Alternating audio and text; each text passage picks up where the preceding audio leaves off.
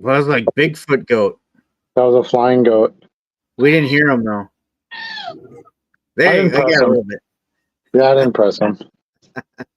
Those microphones, they don't like to pick that stuff up. They're like, there shouldn't be screaming in this, so we're gonna Yeah, turn you that got to off. turn the noise suppression off if you want a good goat scream. Yeah, for sure. I don't know that I want a good goat scream. I'm good with a somewhat good goat scream.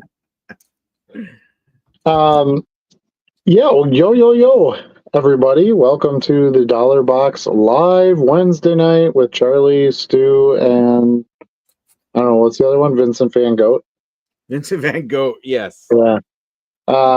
Thanks for joining us. As usual, we've got a couple of topics. Maybe we'll get to some of them. We'll see how it goes. Maybe. And we've got some things to share. We wanted to hear from you guys. That's where the real fun comes in. So we are very thankful for all of you joining us. If you're watching this recorded, that's great, and enjoy the show. If you'd like to watch us live in the future, we are here every Wednesday at 8 Central Standard Time, Wednesday p.m., 8 Central Standard Time. That's right. All right. Yeah, so what's the good word? We just got together a few days ago. We did. We got together to recap the last goat show and start planning for the next one already, the goat card show. Yeah, it was a very successful show. We got a lot of positive feedback. The venue did a great job again. Dealers were really happy. What's crazy is how fast the next one's booking up. So to me, that's a pretty good sign of success. And we're going to spend a lot of our time focusing now on getting the customers in the door so that all those dealers have ways to make their money. Not that we didn't focus on that before, but now that's more heavily going to be our focus as the dealers are coming to us for tables. We're like 70% sold out already, which is crazy. And it's only been a week and a half, something like that.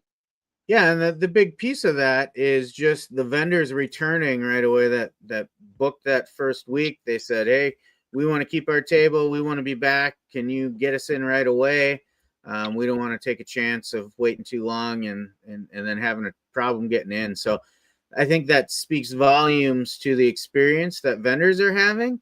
And the crowds we've had are speaking to the experience that buyers are having. Yeah. Yeah, I agree. I mean, you can talk something up all day long. We can put it on this show, whatever. But ultimately, if people have a great experience, that's where the future success will come in. The $5 chicken definitely helped.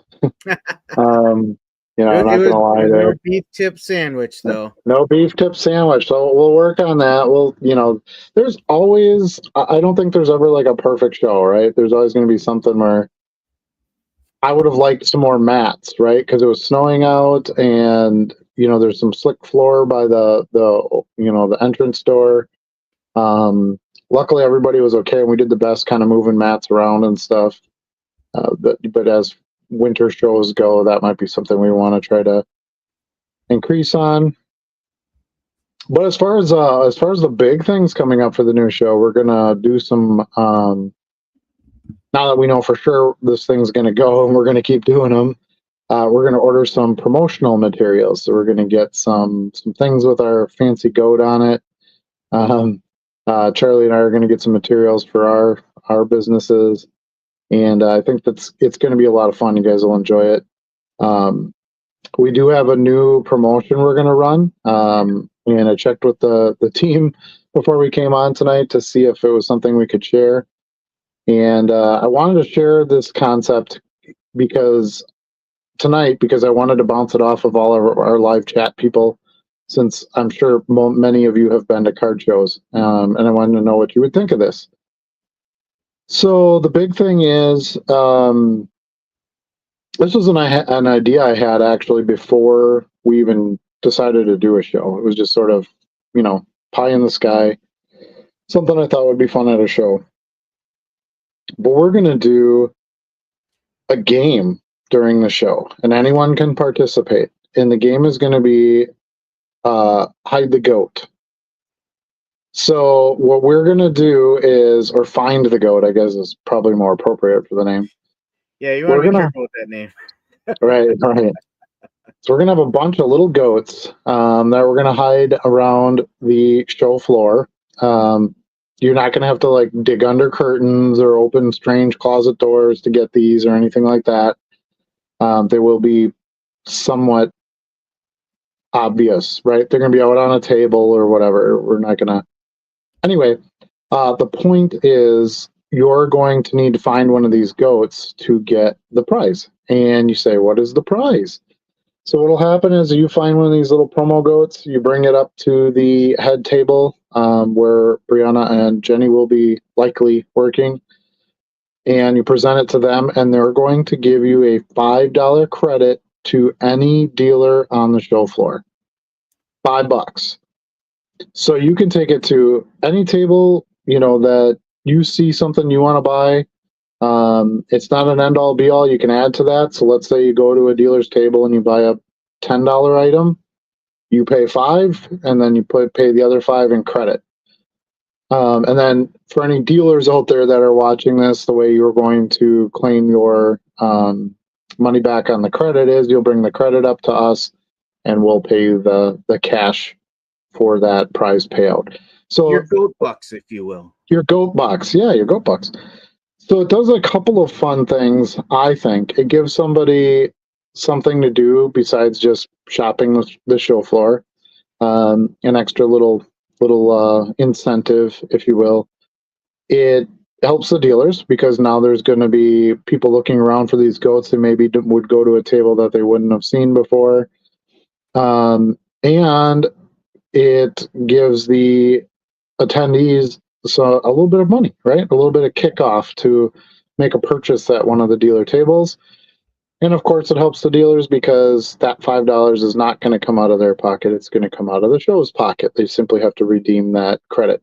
So we're going to have little goat bucks or something. We haven't decided exactly what that's going to look like. Might just be like a cutout dollar bill with a goat on it or something. I don't know. But anyway, we're going to have that, and that's what we would hand to the attendee. The attendee would bring it up to your booth. They would redeem that for whatever they're spending at your table, and then you come up to us, either sometime during the show or at the end of the show or whatever, and turn in whatever goat bucks you got, and we will turn that into good old American bucks for you. We're hoping we can get most of the goats back so we can use them again. However, if somebody finds a goat and they're like, I like the goat, I'm going to keep the goat, well, that is what it is too. And then same with the bucks. So the dealers will be bringing the bucks to us, and we would redeem those for real money, real American dollars. And then we would have those to use again. So I like the kind of reuse of it. It's less waste. We'll still have free packs for the kids. We're still going to do some our other things. But we also want to have people take a photo with their purchase or their goat find and hashtag it, with the goat show and things like that. So we're gonna try to add some social media to it, and I think it's gonna be a ton of fun. First time we do it, is it going to run 100% smoothly? I don't know. We'll see what happens. It's like anything you do the first time, but I think people will enjoy it. Kids will like it. If you're attending the show and you're bringing a child with you, have them hunt out the goat. It's a good way for them to get $5 towards a pack or a card that they want to pick up. Designed for kids and kids at heart. Correct. So with the packs are always for kids. The ones that we give out, that's always going to be a kid initiative. This is something that anyone can participate in. So if Grandma Jane wants to walk up and claim a goat, for some goat bucks, we are happy to oblige that. So this is something that anyone can play. We'll let you get a look at the goats next week. The goats are on their way. Yes, they're traveling. The goats are being transported as we speak. But they're not huge, but they're also not super tiny. Like you should be able to see them in different spots throughout the show floor. So that also means you need to get there early. because once those goats are picked up and brought up and redeemed, that goat is done for the day. So that's some extra incentive to make sure that you get there right away. We will maintain our no entry until the show opens policy. So those that do get there early, we do have a nice warm place for you to wait inside, which is one of the reasons we chose the venue. Vestibule. The vestibule, that's what I call it. I don't know. A lobby, lobby. It's not huge. It's not huge, but we can pack, a couple dozen people in there at least. So anyway, so if you get there early, you can wait in there. We'll open the doors when it's 9 o'clock. And the vendors are ready for everybody. The goats will already be in place. Everything will be ready to go. So that's probably the biggest thing that we're adding, and that and a little bit of the promotional materials to just kind of throw some more flair out there and just dress up the tables a little bit and things like that. And then what was the other thing I was going to talk about from the show? Oh, Charlie and I are going to do a live show from the show. Yeah. We're going to go up on the stage so that we're not interrupting anybody's show experience. And we'll have the cameras facing us with the awesome Goat Show crowd behind us. So please no lewd gestures from the crowd. But we're going to do a little live show from there and just kind of talk about the show and how it's going and topics of the day. If we've got other things that we want to shoot out there. We thought that would be a lot of fun. Normally we do 8 o'clock Central Standard Time every Wednesday, and we're going to continue to do that. But we would have one Sunday morning show, probably morning, right? Special live remote. Special live, and we'll let everybody remind everybody when it is again. We'll each post it on our socials. We'll put something on the Discord, and we'll of course mention it on the live, the week before. But we thought that would be a lot of fun, something a little different. Do something Saturday morning or Sunday morning, excuse me. And for those of you who can never get on here at 8 o'clock Central Wednesday, you got a shot at it on that Sunday. One of my main drives for doing something like that was I wanted to have a lot of you who are dedicated to the channel and the chat and the Discord be able to participate in our show. And I realize not everybody's going to be able to, if you're in California, you're probably not coming to my Green Bay show. But we can have you there. We can have a conversation while the show's going on and things like that. Maybe we'll have, bring somebody up. Hey, show us what you bought, or, one of the dealers up. I don't know. We'll see. We haven't evolved it that far yet. It's just been kind of our concept. So this last show we did a Car Dealer Pro demo and just kind of showed off how to use the scanner and, how we list cards, things like that, which was fairly successful, I thought. We had a fair number of people that came up, to see what we were doing. Yeah. So this time we'll be up on the stage and we'll be presenting a live show. Here's the Goat Show flyer. It will need to be updated soon as we have more information with the kids packs on there. We'll put some information of what those are. The Goat Show or the Find a Goat game, as well as maybe some teasers for some of the promotional stuff we're going to do. We've been asked actually for merchandise, that kind of cracked me up. Yeah. That kind of cracked me up at first. So we've got some ideas kicking around for that, and there's very high likelihood that at some point we will have some merchandise to sell or whatever. So once we have that stuff, we'll start sharing that as well, what we've got. And if you come to the show, you can buy a sticker or buy a t-shirt or whatever it is we end up doing with that. I don't know how much of that we'll have for the next show, since it's not that far away and some of those things can take a little while to get done. But as promised, right before we started any of this, we wanted to keep evolving the show and keep pumping more into it and keep it growing and keep having some new fun things, show up in it. And that's what we're going to do. We'll again be advertised on the marquee. I've been dropping flyers off.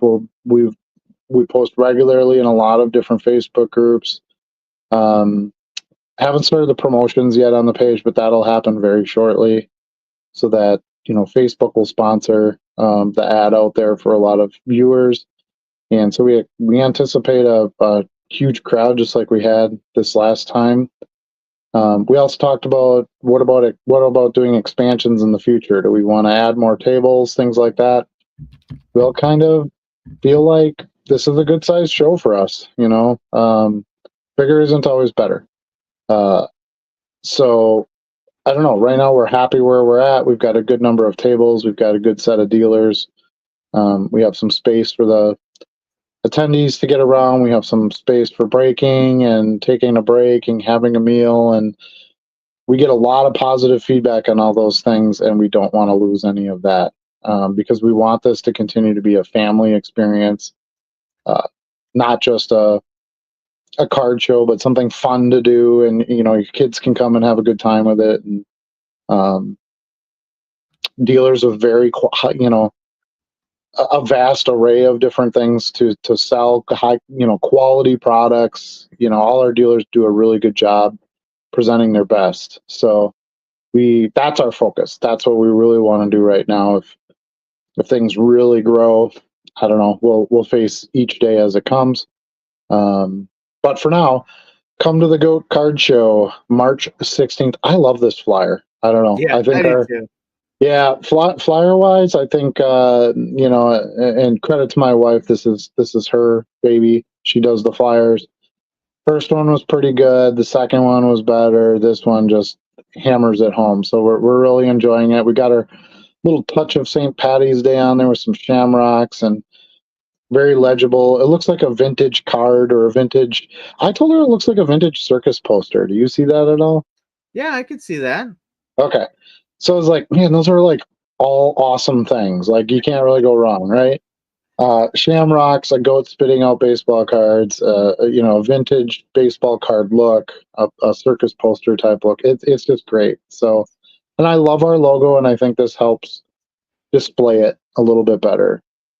Um, but otherwise, a lot of things are going to be standard as you've expected and come to expect and love at the Goat Show. We'll have the great food at great prices. We'll have the full bar ready for you. We'll have plenty of tables for you to sit and take your break, get your food and drinks. We'll have many of the same awesome dealers we've had before, plus some new ones. We'll have the same hours, lots of parking. One thing I want to point out about the parking, we had some people that the parking lot was literally full at one Yeah. point. And we had some people that said, I had to drive around a little bit to get a parking spot. There's actually more parking in the back of the building.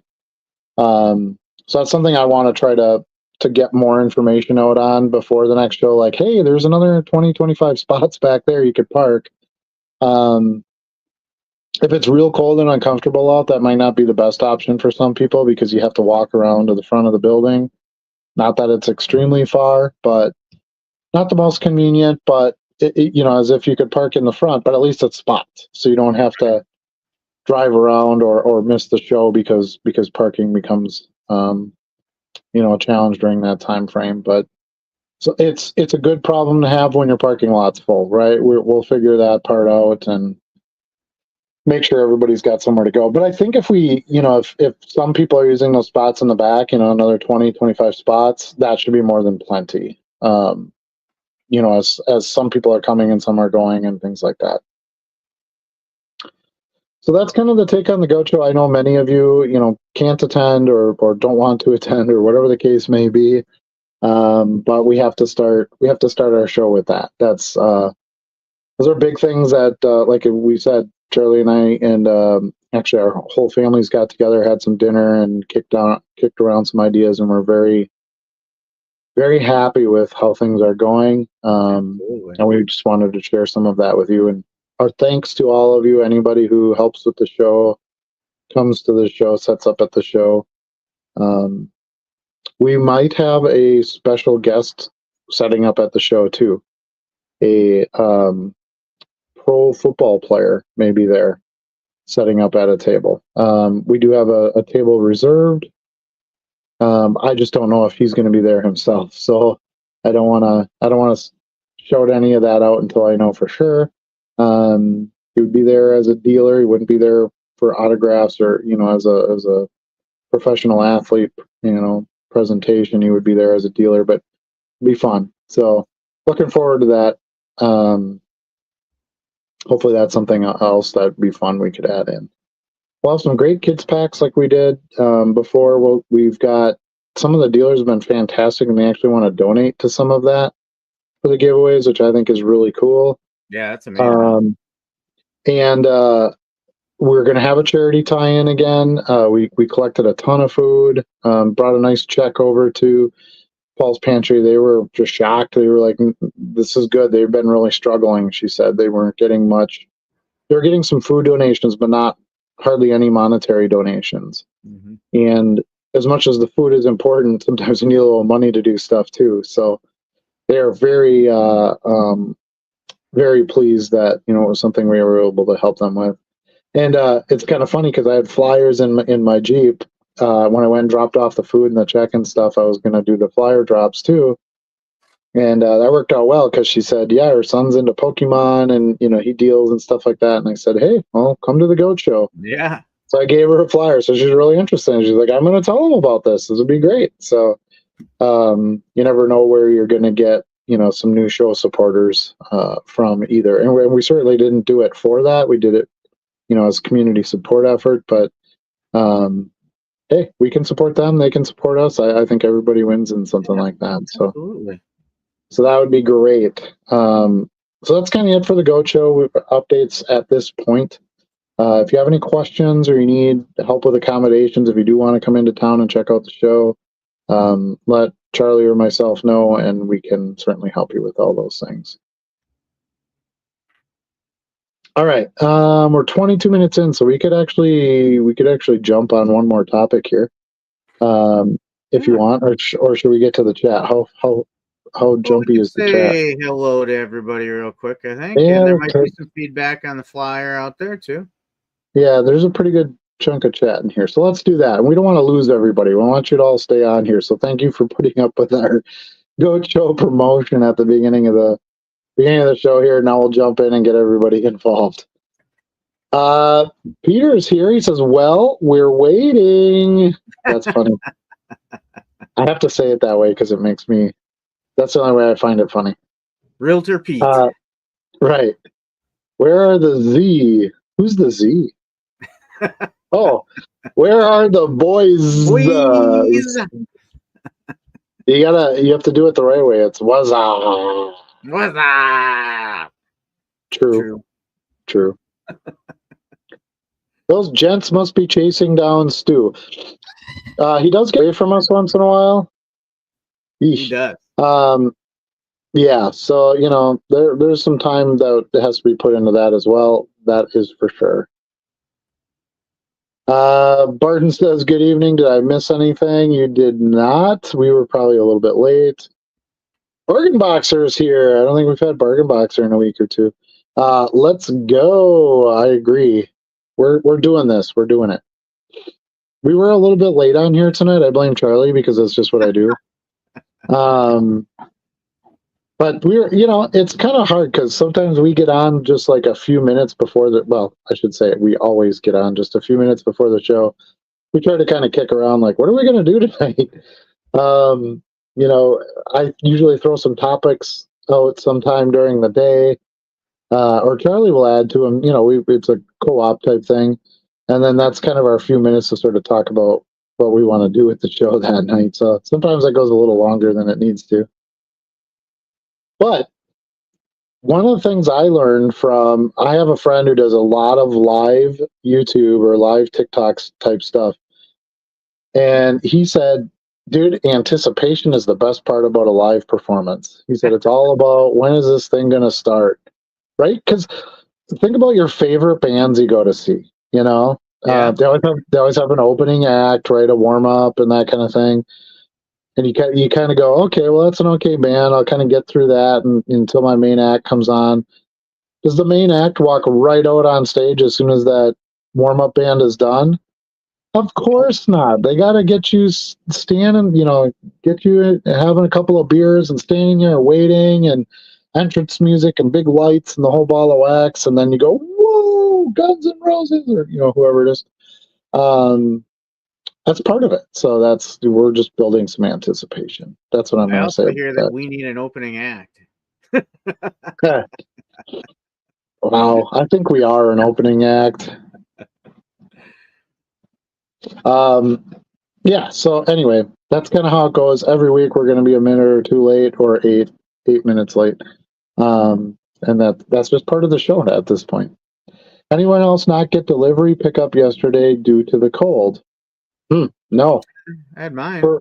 For mail? Yeah, I got mail and everything. Well, you got to remember further south, like that weather, the snow and stuff, like that shut some of those areas down because they're not used to that. We're kind of used to this around here.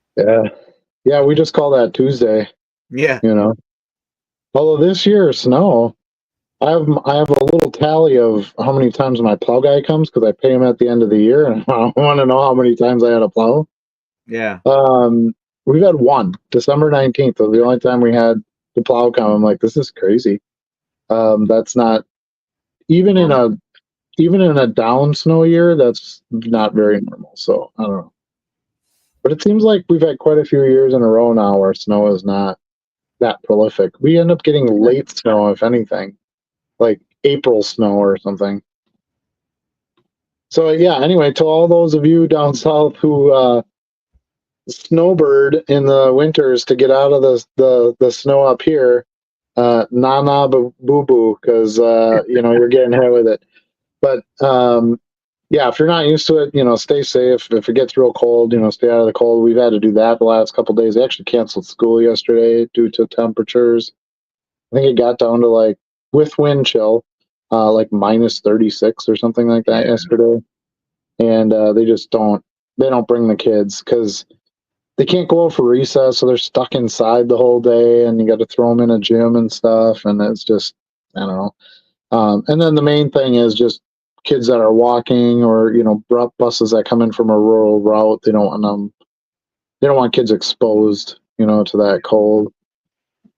And I don't know about your kids, but my kid, it's like she puts the coat on and she doesn't zip it. I'm like, what the hell's the point of that? Zip the They darn don't want to coat. wear their coats for some reason. It's weird. I know there were kids like that when I was in, like, high school or whatever. They're too cool for a coat. Oh, this is cool though. I can handle that. I would have thought that would have died out by now, but apparently I was wrong. Matt's here. He says the Eau Claire card show is this Friday. I've been to that. Well, you know that, Matt. We saw you there. I've been to that Eau Claire card show. It's a pretty solid show if anybody is looking for a show. Found a lot of good vintage Star Wars there, which I wasn't expecting. And remember, we saw a good chunk of vintage football, which is something we don't see very, very often. Yeah, it's a great show.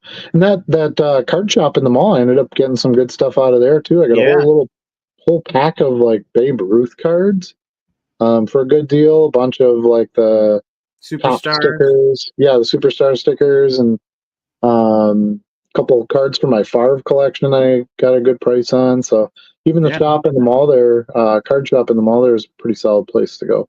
Super nice guys. We had fun in there. Let's see. Max says add Panini, Pokemon, Topps, Magic logos to the flyers. I'll take that into consideration. I try not to do that. I don't really want to get into, like, I don't know, that kind of advertising. We're just talking about the show itself. I think maybe saying it on there, I don't know that I want to put the logos on there. But that's not a terrible set of feedback. What do you think about that, Charlie? Yeah, I think there's some merit to it. How often do we say, I wonder what they're gonna have at that show, right?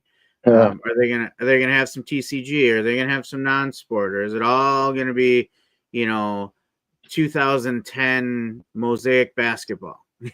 But we don't really know either, though. Like, the dealers bring what they want. We don't regulate that. True. You know, True. some dealers will ask like, "Hey, can I bring Magic the Gathering?" Yeah, of course you can. Yeah.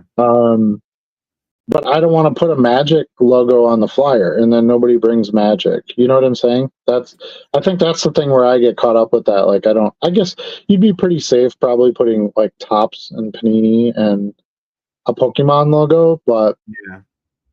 I don't know if anybody looking at the flyers like, oh, they're gonna have Panini products there. Like that's kind of obvious, you know. I don't know. So we'll see. We also only have so much room on the flyers, and as we update the flyer as it gets closer to the show, and we add like pics of the packs or a picture of the autographed helmet giveaway, or you know information on the charity that we're doing stuff for. Like, dude, that stuff takes up room too, and then I can't Yeah. like try to put 5 logos on there, and then I feel like if I put logos on there, what if I leave any logos out, right? So your suggestion was Topps, Panini, Pokemon. Well, if I don't put a Magic logo on there, then do people go, "Oh, there's not going to be any Magic cards there"? And I don't know that either. That there won't be. You know, you're almost eliminating something then too. So it can kind of go both ways for you that way. But I think you've suggested that before, and I've seen it on other flyers. It does kind of catch the eye because it just, we know all those, like Panini's an obvious logo, Topps is an obvious logo. Um, so I get what you're saying. It's a good suggestion. Jason Card Shop took PTO tonight to watch live. Did you take PTO just to watch us? Because that would be. I'm telling all my friends tomorrow if that's the case. I'll be like, this guy took off of work to see me because my show is that great. I hope you did it, and it probably really wasn't worth it just for that. But we appreciate you spending some of your time off with us this evening. Now, it's kind of funny that you mentioned that because Charlie's taking time off on the 12th of February so we can open some boxes of cards That's true. together. So, and technically, I'd be taking time off too because I won't be working, in my office at that point. We'll be doing something else. But yeah, it's good. It's fun to be able to take some time off for your hobby on occasion. Keith is here. I think. Did you just post a video, Keith? Or were you going? Because I got a notice and I thought it said you were going live, and I'm like, dude, you're going live during our show, which I thought was kind of funny. I was like, that's You probably post not a pretty bad idea. regularly. Yeah, he does. Yeah, your channel's good. I watch your videos. I enjoy them. Wanted to thank both of you for support on my channel. Great community, great Discord. Hit the like. Thank you. Yes, definitely go check out Keith's channel. He's got some good videos on there. He does some pickups, some sales stuff, and he's got a good eye for cards. So he's a fun one to follow. Does a great job on the talking on the show and all that kind of stuff. So check out his channel. And he's right. You better like this video. Let's get some thumbs ups on there. And if you're watching this recorded, same thing. You can still thumbs up, subscribe, ring the bell so you're notified of when these lives are happening, so that you can join us live. It's way more fun to do live, I think, if it's possible for you. Yeah, subscribe to my channel here, the Dollar Box. Charlie's is JC3 Cards and Collectibles. Go subscribe to him. Subscribe to Keith All. His channel's on the screen there. You can look him up. And join our Discord. Charlie's put in a new active link down there. It's coming by right now. Like, There it I'm is. so good. I'm so good at this now that I can, talk right until the scan is coming by. Talk up. Yeah. The Patreon address comes through first. If you want to support the channel, you can go on there and subscribe to Patreon. And then Discord is the second link there with the invite code. It's free to join. Lots of good information on there. Great place to post when you can't send offers on eBay and get really annoyed by it, which was the case for me today. I also had it on my video today, which is kind of funny. Yeah, it's yeah. eBay can have its own set of frustrations each day for sure. Yeah, I can. Art says they do something like that in Toronto. I think it's going to be fun for kids to hunt. So he's referring to the Find a Goat game that we're gonna be employing here. We really wanted to start doing some more things that involves the goat, because at first when we announced the goat show, people were like, "What the heck is that?" So we kind of wanted to just leave it at, well, that's the name of it, but it's cards, so that it got the reputation as a good card show. Now more and more vendors and attendees and stuff are like, "Oh, you should do goat this, or you should goat that, or Yeah. do some more things with your goat," which was exactly what we wanted to have happen into here. So now we're going to start to bring in some more goat, and it's going to be a lot of fun, I think. Somebody said do goat stuff with different jerseys on it. So we could do like a sticker of a goat with like a Messi jersey on. We could do a sticker of a goat with a Brady jersey on. No NFL logos or any of that. I don't want that hassle, but just looks like a Patriots jersey and it says Brady on the back. Yeah. Kind of thing. And I was like, that's not a bad idea either. It kind of gives us a way to do some different things with the goat as well. Hey, it worked for Topps Composite. as long as you don't use the Players Association stuff or the NFL logos, you're pretty safe.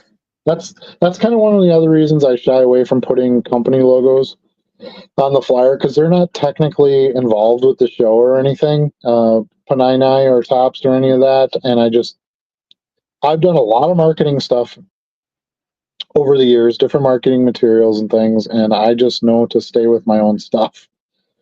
You can't go wrong that way. As soon as you put somebody's logo on there that didn't want to be on there, or somebody else doesn't like their logo, that company, for whatever reason, like, I don't know. We're not associated with Panini. We're not associated with Topps. We're simply providing a venue for people to share those hobbies. Although I certainly provide enough capital for both of those companies on a regular basis. Right, of course. I mean, you could have a dealer that comes with only O-Pee-Chee hockey cards. Well, do I got to put an O-Pee-Chee logo, on the flyer now? I don't know. Dan says, can we buy through your live? Send you the PayPal or whatever for you to add more for shipping. Sure. I hadn't really thought of that. Yeah, I guess we could bring some items up and try to show them on the live show. Maybe we wouldn't do that with the first one. We just kind of see how it goes and try to build some live audience during the show, but that's not a terrible idea. We do live sales during the live show. Yeah, I don't think it was the intent when we were talking about it, but maybe down the road. Dan's a big thinker. He's a big thinker. So, are you coming to the show, Dan? That's what I want to know. You're talking about buying it live and then I send it to you, but you're supposed to be here. I thought that was the plan. So let's go. No more Cleveland. Just show up to Green Bay. We'll take care of you. Sparkle Sports Cards is here from Australia. How about that? If I had a prize for furthest away, it would probably be you, kind sir. Thank you for joining us.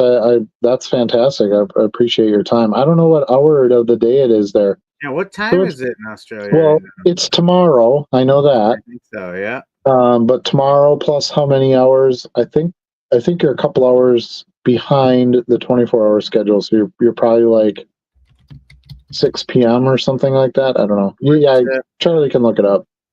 I know in Adelaide it's 1:18 p.m. right now.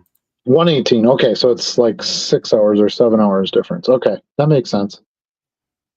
I have some friends in Australia, and I always give him crap. I call him Future Boy because I send him stuff, and he's like, "Well, that was yesterday," and I'm like, "Well, no, it's today here." So we always get a kick out of that. Yeah, fantastic. Welcome to the show. I'd love to come over there and attend some shows. We'd love to have you. Let us know if it's something that you're going to take on, and we'll give you a help.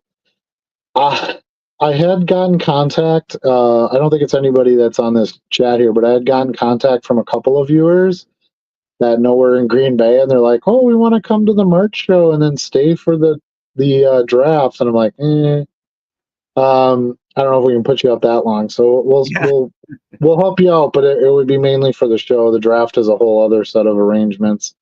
It's virtually impossible to get anywhere around here to stay during the draft, and I already have guests coming to stay with me since I'm not that far from Lambeau um, for the draft. So my house is going to be full already as it is. But yeah, I mean, come for the draft. If you want to just check out Green Bay and you don't know anything about the Goat Show, come for the draft in April, and then you can go cruise over by the venue for the Goat Card Show. We're only a few miles away from Lambeau, over the river there, and yeah, you can check it out and see what we're all about.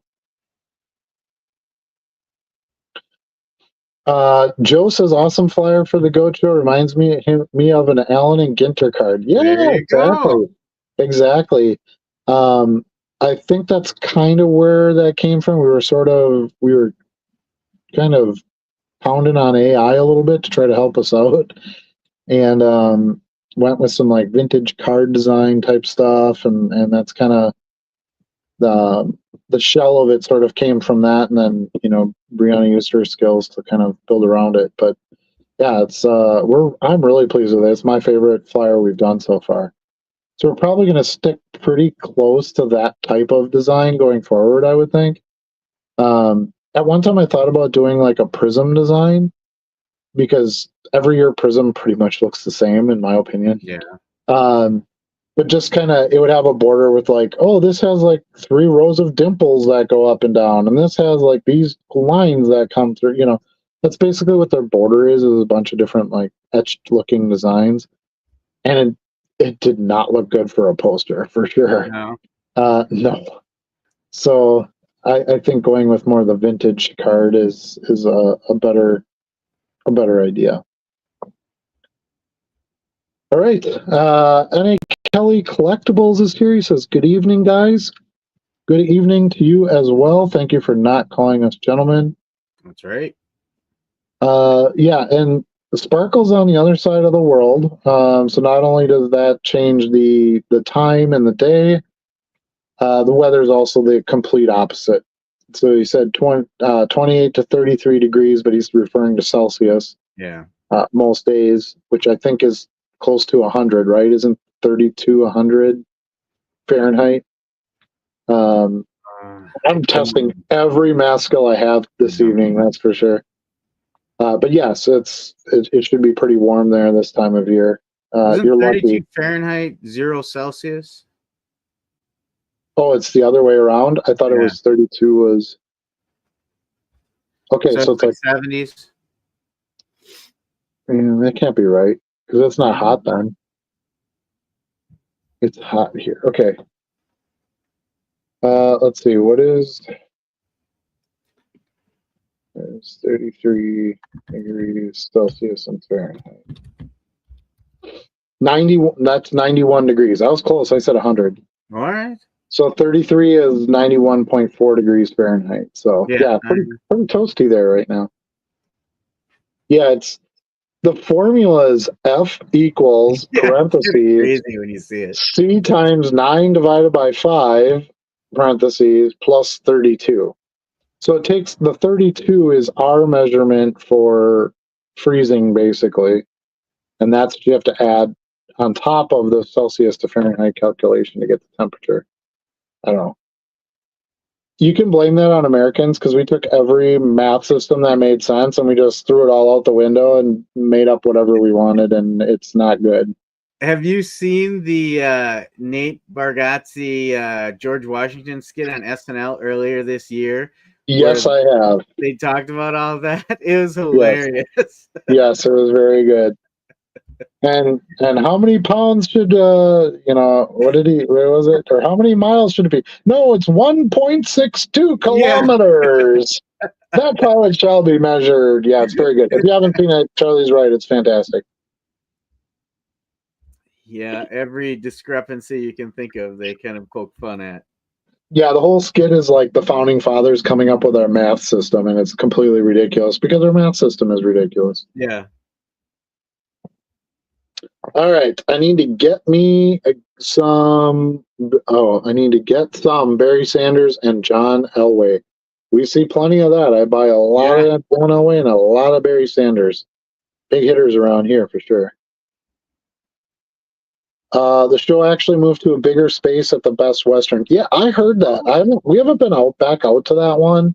It's a, to be fair, it's a pretty good trip for us too. That's like yeah. what, 3.5 hours or something, wasn't it? Yeah, it was something like that. And on the way back, it So was all in thick fog. yeah, that's right. Yeah, we drove through like pea soup, man, to get home. Um, but yeah, I'd go out to that one again, especially with the bigger venue. And I think it's important for us to. It's night, people. You'll have to forgive me. I was up at 3:30 this morning. But I think it's important for us, as it should be for all the show promoters, to get out and go to some other shows too. I think it's good for you to get some idea and some perspective on things you can do with your shows.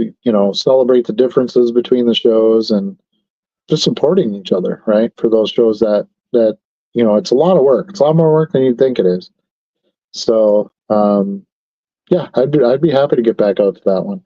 I haven't really gone to shows anywhere in a few months. I went to Madison in October, maybe, or November, maybe the November one I went to. I don't even remember now, but I haven't been back to the Milwaukee show. I haven't been back to race. Is it the Racine show? The Racine that has one? No, I don't know about that one. there's another Southern Green Bay. Oshkosh, Appleton. Yeah, yeah. I've been to those. Oh, what's the other one that's like South Wisconsin? We went to it. Remember, they didn't have their air conditioning wasn't working. It was really hot in there. It was in a hotel. I don't. That doesn't ring a Yeah, bell. yeah, I can't remember. Wisconsin sports card shows. Sports Collectors Association. I didn't even know that was a thing. I'll have Yeah. to look into that. The only Wisconsin road trip I remember taking together was the Eau Claire one. Oh, and we've gone down to Oshkosh together before. No, there's another one down there. There's a Rapids one, I think. Yeah, not that one. And I know we went to what's the one that's got the Postal Service distribution center? The one by Milwaukee. Yeah, Oak Creek. Oak Creek, yeah, that one too. Janesville. Yeah, That's I've never gone to that one. Really? No, I thought you went with me to that one. I don't think so. The Goat Card Show. We're listed on this one now for what is this one? The trading card database has our March show listed in there. That's awesome. TCDB does? TCDB, yep. Yeah, okay. Yep. And I didn't submit to that one, so somebody else did. Maybe Max did that one. But that's good. That's good. We'll keep. I love that everything we put on, like whenever we talk about the venue and the address, it's always historic Riverside Ballroom. I think that's great because the venue is important. The venue is important for our show, I think. It's historic in a few ways. It was Buddy Holly and Big Boppers, one of their final concerts before, unfortunately, them and, well, actually Big Bopper survived, but because he didn't get on the plane, but Buddy Holly and Richie Valens passed away in a plane accident. They did one more concert after the one at Riverside Ballroom, and then their plane crashed. It also was the venue where the original shareholders meetings were for the Packers. So, you had Lambeau up on the stage there talking about how the year went and, plans for the future. And I don't know. I just think that's kind of cool. Yeah, for sure it is. Yeah. Max says it lets people know what's there, which, yes, absolutely. I get what you're saying. Philip says, "What's up, people? I have a question for you. I've been using Car Dealer Pro for a year now. Recently, I've seen major impressions drop off. So I've been manually redoing my listing with item specifics." Hmm. I haven't seen that at all. I think we're probably about a year in too, eh? Car Dealer Pro. Yeah. Yeah. That's it. Um, I haven't. My impressions of I posted recently in the Discord. I hit 100 million um, impressions in a quarter. This the fourth quarter of 2024. So I haven't seen that drop. You can set up your template for how it posts to eBay on Car Dealer Pro. So you might want to look at that. Maybe you have to adjust some things in there to get those listings showing up a little better. Yeah. Yeah. Just looking at my impressions too.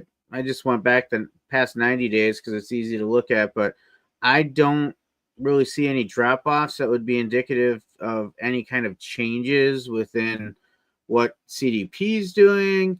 Honestly, I don't know that CDP would impact it much because even though eBay tells you maximize your impressions by getting 18 or more fields filled out, I think the dollar box sales would tell you otherwise because you don't do most of those fields. No, there's a few that are fairly important, but the rest of it I don't think really Yeah. makes much difference. Now, the question I would have is, are you promoting anything on your eBay store? And if you Yeah. were, did some of those promotions end and you didn't renew them? Yeah, maybe it's not necessarily. Well, he does say here that he has seen double his sales and suggestions since he's gone through and made some changes. Because that's what was my thought too. Was, well, maybe it's something else. Maybe your pricing isn't Yeah. right on, or pictures aren't good, or something. I don't know, but yeah, I don't know. You yeah, go through and maybe tweak your template on Car Dealer Pro and see if that would help too. Redoing over 20,000 listings is difficult. Yeah, for sure. Yeah. Not Nobody something wants to you do that. really, right. Not something you really want to, you know, put a big amount of focus on when you're trying to grow, to go back and redo everything too. But if you're not getting the sales, that might be the trick. That might be what you have to do in your case. Max says my 2 cents, and I'll hang up. It's a card show first, KISS method. If you want to make it a charity event, make it a charity event. No, I think we do both. We don't like splash the charity all over the flyer or anything, or make it like a huge deal. Um, we mention it and we collected the food and sold the tickets and stuff like that. But it's definitely a card show above everything else. And yeah, I'm not against putting the other logos on there. I don't know how much space we're gonna have to do that, and I don't know that it's really necessary because people that come to the show, they're not surprised that it's you know that's our job, right? As promoters, we need to let people know that it's sports cards and non-sport cards and things like that, and we can do that without putting like the company logos and stuff on there. And I haven't seen anybody come into the show and be like, "Oh, this is for baseball cards and Pokemon cards." Everybody knows what it's for. Yeah. And I think instead of putting the logos on there, what I do like about your idea, Max, is we put photos up of the packs we're going to give away, right? So you'd have like a Panini, Prism pack on there and a Pokemon pack and things like that. And then that also shows that this is what this is about, for cards, is the primary thing.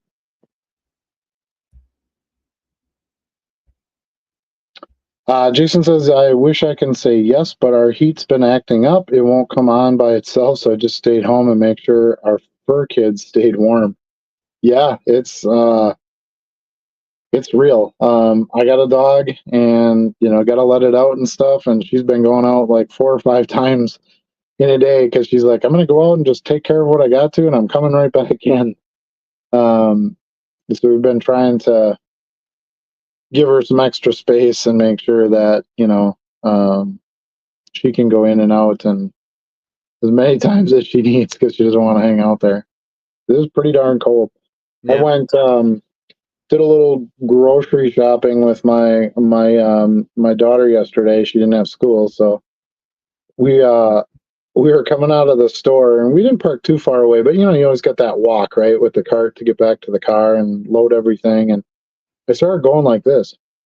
And I'm like, are your boogers frozen? Yeah. And she's like, yeah, my nose is freezing shut. And I'm like, yeah, that's what happens when it gets that cold. It can literally freeze your boogers. Just So wait till you're lucky you don't have a mustache or a beard. right. Yeah, because anything you get in there, it does keep your face a little warmer though. So there's It that's nice does, part. but But everything freezes in there. yeah, yeah. Don't forget to get some McDonald's Happy Meals this week. Pokemon cards are out. Uh, I thought about it, but I'm guessing they're probably gone already. I don't know. Pokemon stuff goes so fast here. Haven't tried to do it. Are they worth anything? Like, are people getting some? Because I would only do it if I could flip them. I don't need the cards or want the cards. So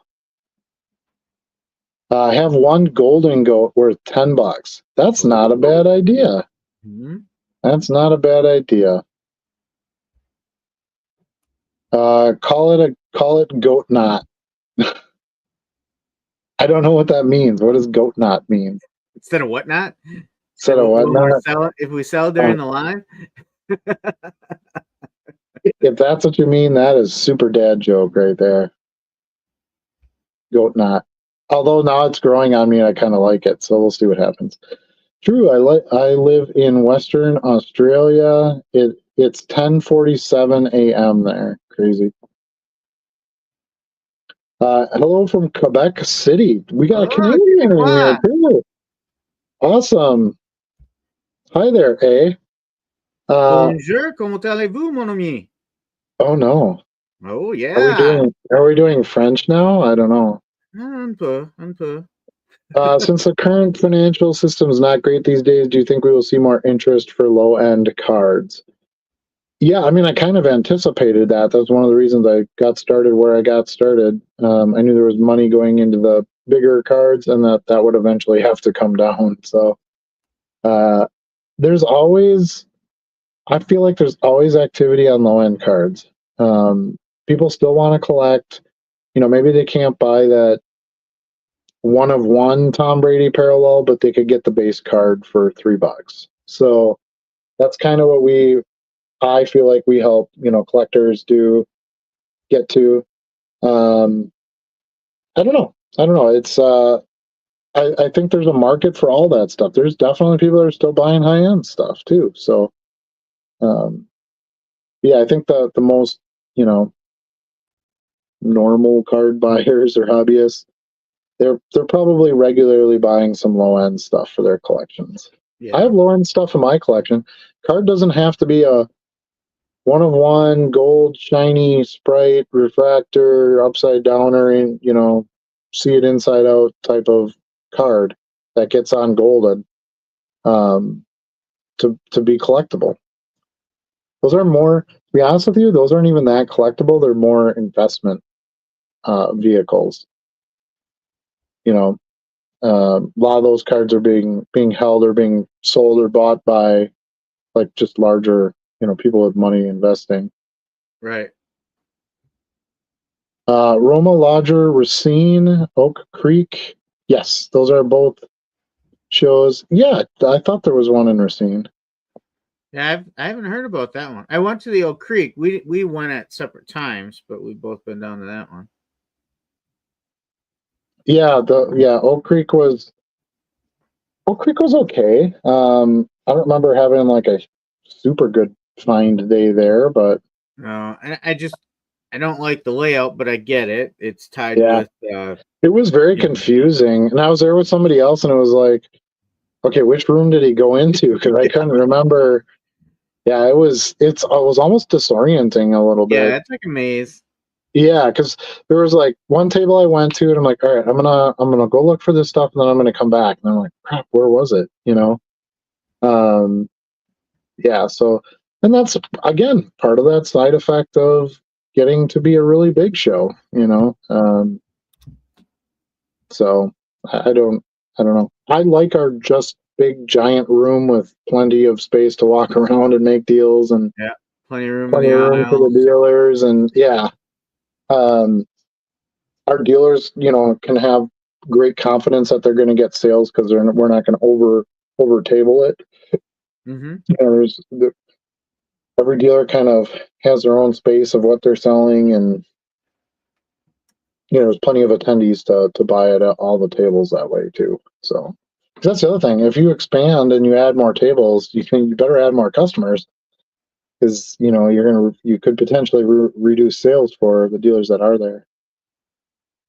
Rippin' Packs for You is here. He says, "Good evening." I said, I guess I said he, but I don't know that it's a he.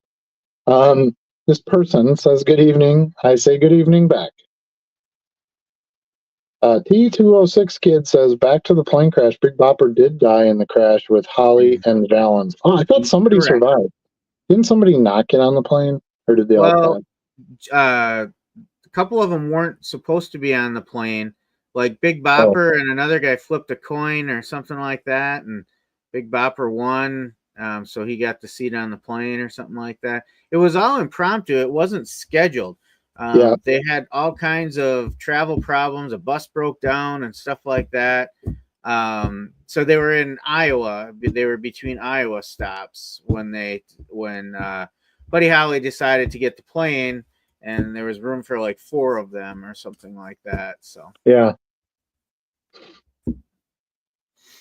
yeah. So, I mean, it's not a great story to tie to any venue, but it happened, right? So, but the you have historic to, Riverside Ballroom was part of the Winter Dance Party tour that they were on, and they had just left the Wisconsin leg of the tour, did one night in Iowa, and were on their way to the next stop in Iowa. That's yeah, kind of that sequence of things. yeah. So, I mean, it's an interesting story that you know kind of goes with the venue, and um, it's kind of neat because if you go backstage, all the bands and different acts that have performed there all sign the wall, so you get to see all these different um, you know artists. Some of the musicians drew pictures on the walls and stuff, so it's pretty neat. It was Waylon Jennings who was on the coin flip to get the plane. Okay, so Waylon Jennings is the one that survived. Okay, Yeah, he gave that up makes his sense. seat to the Big Bopper. Boy, I bet he was glad he made that choice. I mean, Yeah. hate to see the Big Bopper go, but you know, hey, you got to count your blessings when you get them yourself, right? So, And it was Valens that won the coin flip, actually. Waylon Jennings just voluntarily gave up his seat to Big Bopper. Valens got his seat in a coin flip with, I think, somebody else in the band. hmm, crazy. It Yeah, was a long time ago. it was.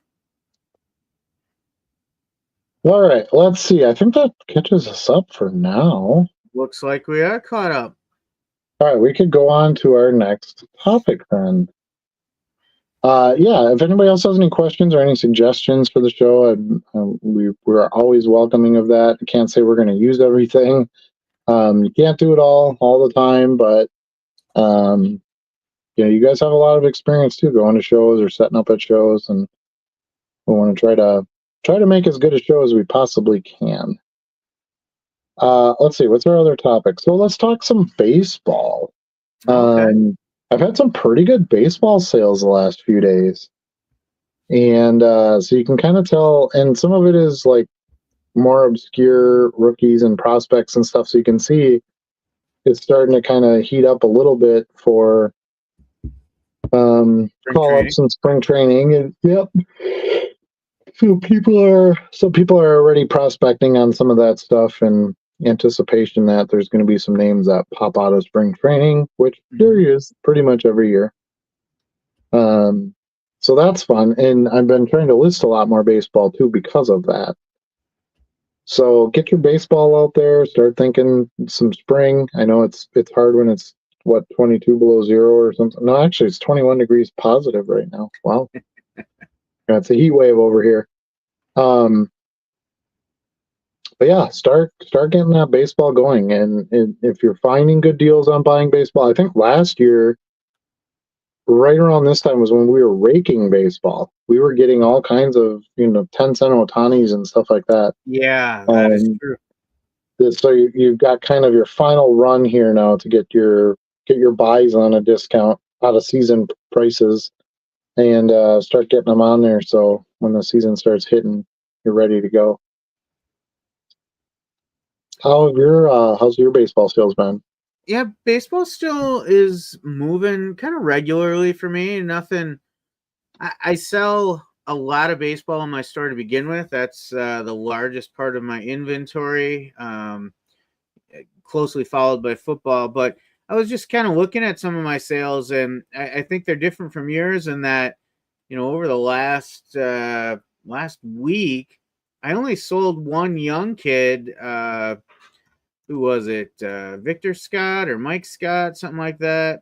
Victor Scott, the second for the Cardinals. He was the only, 2024 rookie card I sold. Everybody else is greats like Jackie Robinson, Hank Sure. Aaron. I sold a Beltray yesterday. Guys like that kind of sell for me all year long. A Chris Bryant, Randy Johnson, Mike Trout, Willie Mays, just kind of those regular names that always sell, right? But steady baseball sales, I mean, that's kind of my bread and butter. Yeah, and I mean, obviously the greats. I've sold plenty of Jeter and Nolan Ryan and all that stuff too, Bo Jackson, whatever. But I start seeing the young kids pop. This like right now. I had a Cavalli Prism Silver that sold. Just a couple other 2004, some of the ASG prospects from that set. So yeah, I mean it's early yet. I don't think it has been like the majority of my sales, but I am seeing some of them, and that's the sign of things to come. Yeah, and kind of interestingly, what I tried this year is I did put a new sale out for 2024 Top Series 1, just to kind of blow some inventory out of that. And haven't really had any takers on my leftovers for Top Series 1. Okay, Yeah, so, well, I mean, it could just be the sale isn't as enticing as they want it to be, but could I be. called it a full count sale. Buy three, get two free. 3 and 2. Yep. Witty, right? Yeah, that's pretty But sharp. yeah, it hasn't really moved. I promoted it with my followers on my stores. But maybe I need to go back and send it out to like the last 30 days of buyers and stuff too. Is it a coupon or it's just a sale? Yeah, it's a coupon. Is Yeah, it a public coupon? it is, but I Okay. don't on my primary page, the banner I have is still for my normal coupon, the 30% off one for four or Yep. more. You only really see it if you go to my sales page, and then you Yep. see all the Top Series 1 inventory and the coupon there.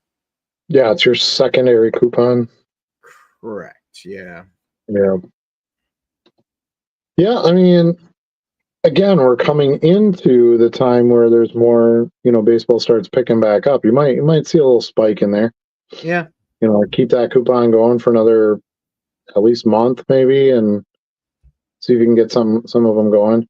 I've Yeah. done that too, where I was like, oh, I'll do this sale or I'll try that, and sometimes they just don't work, and you Yeah. you just do something else. That's everybody in sales is trying to find what is the key, what unlocks all of this, and it changes regularly, and it's even differences in sellers.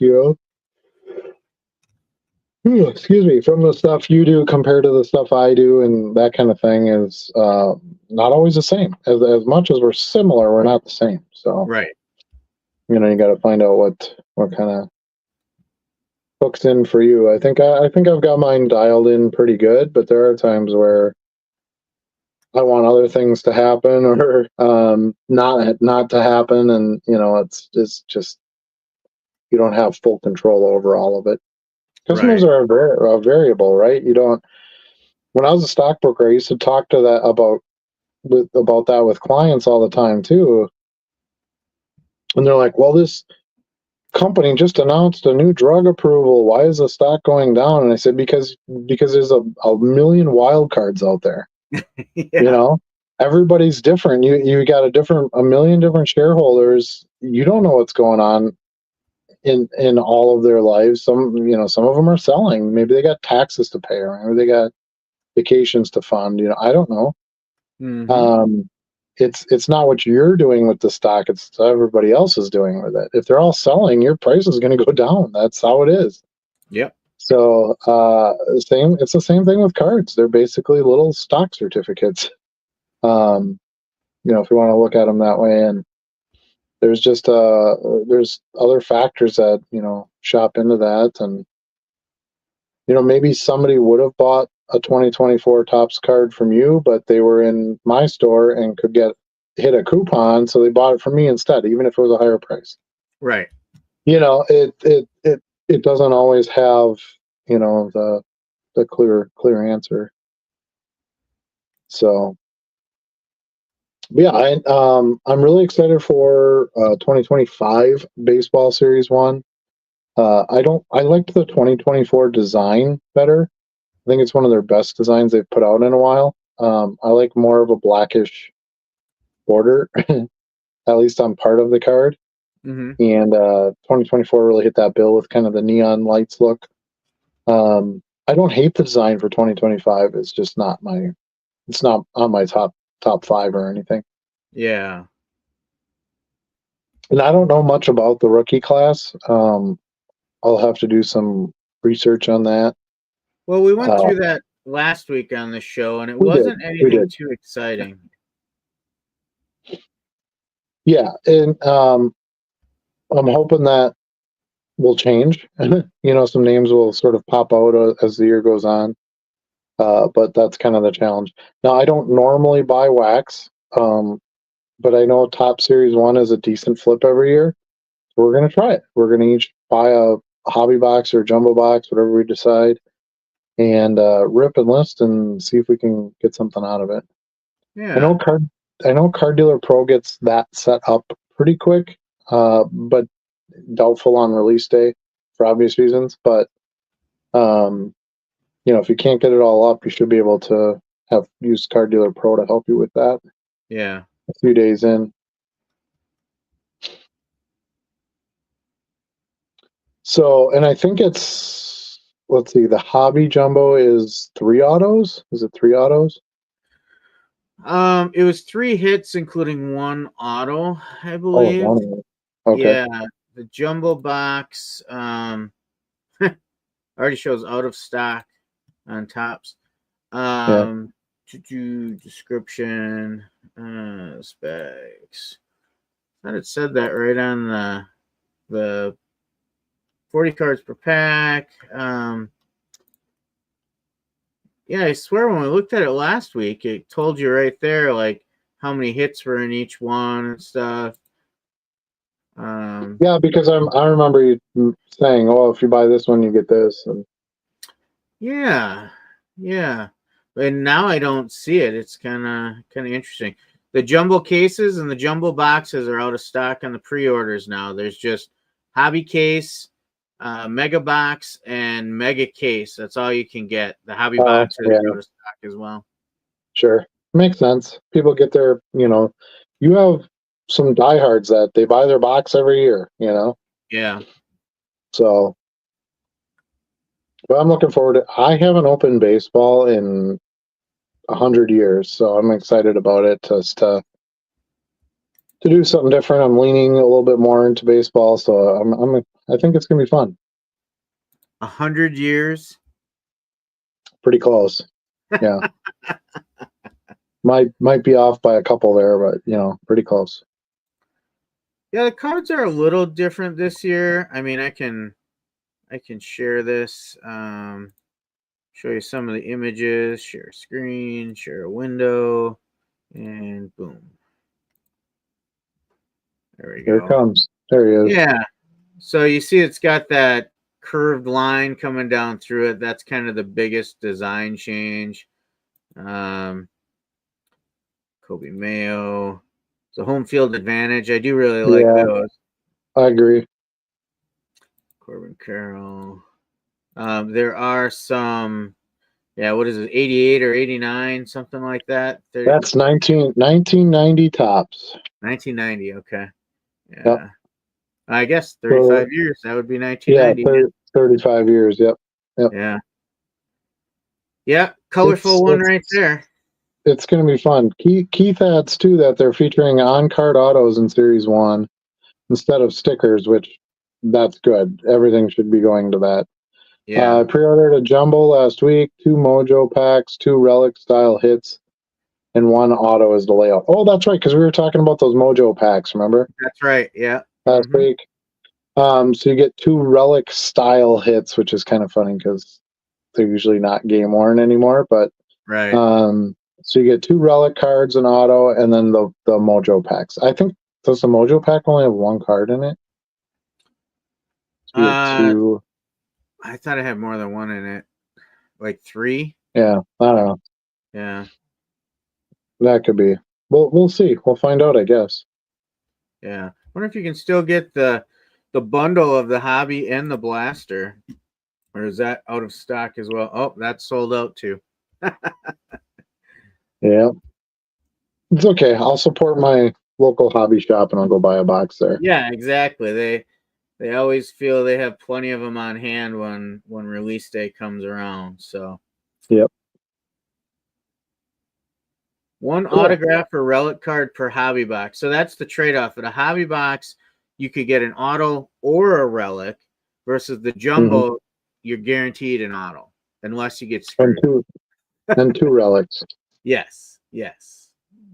Yeah. But it's a lot more expensive. It is. The hobby box is about $100 cheaper, I think. Yeah. Yeah, they don't even have the prices up there. I think the jumbo is $179. Yeah, and the hobby was like $80, right? 89, I think. Yeah. Yeah. So. Yeah. Yeah, and it depends on what you're chasing. If you're chasing the autos, that kind of thing. I'm not. I want some cards to open, and I'm happy with just flipping all the small cards for some money back. So, yeah, it'll be fun. Yeah. Jason says he took his eBay store down in October. Half of his sales were shipping. Hit the wrong button there. I was trying to stop sharing and I put it back up. We're on mini circles again, too. Yeah, I'll fix that. Okay. In October, half of my sales were shipping supplies fees and shipping costs. I advertised free shipping to sell. To get the volume going out the door, I got to reevaluate things. So I'm assuming what you're telling me is you made these sales, but it just paid for all your expenses. You didn't really make any money on it. Yes, you need to reevaluate that. Getting sales is good, but not at the expense of earning some profit. You can have some loss leaders. You can sell some cards for no profit, but then you got to have other cards that definitely bring it in. I will tell you today, I had an offer for $1.49 on a single card, and I countered $1.50 because I will not sell a single card for less than $1.50.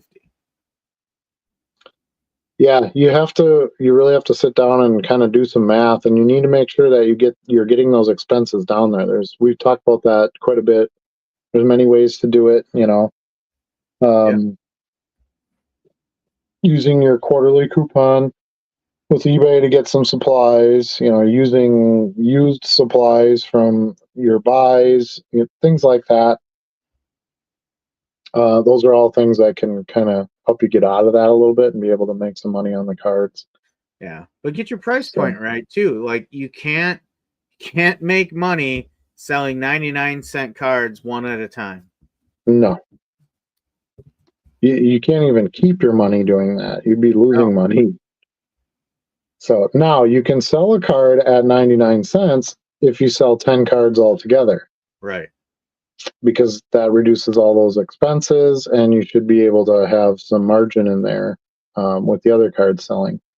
That's kind of the game you got to play a little bit. So yeah, sorry to hear about that, but yeah, you might want to. I have lots of videos on here about different pricing strategies and how to figure out reduce your shipping costs and things like that. So see if you can check some of those out. Maybe that'll help you. As well as there's thousands of other videos on YouTube too, Yeah. from different creators about that sort of thing. So speaking of tops, the other big story that came out today was the Skeens card got pulled Yeah. by a young man in Los Angeles. By young man, I mean 11-year-old, I believe. yeah, 11, right? Was it 11? Mm-hmm. Yeah. Yep. So that big chase is done. Does that lower the price of the future boxes, the leftover boxes, or whatever you want to call it? You think Probably. price goes down? I would say it would have to, because I think all the significant ones have been pulled now, right? So you got Yeah. Churio and Holiday and what's the other one? Trying to think of the other big names. You got Skeens, you got Langford. Yeah. I think those are all pulled. So yeah, there's really no more debut patch chase. It's kind of funny that when I hear this stuff, because I'm like, well, that only happens like now. Because I remember when we were kids, if there was, they didn't really do 101s too much Right. until later in our collecting. But if they did, you'd have no idea if anybody pulled it. Yeah.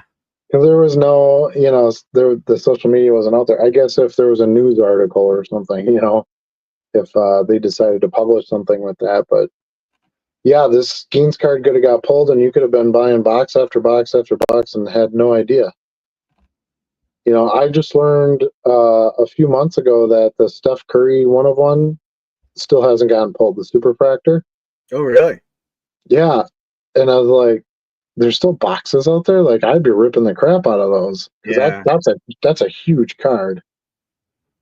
Bigger than the Skeens card for sure.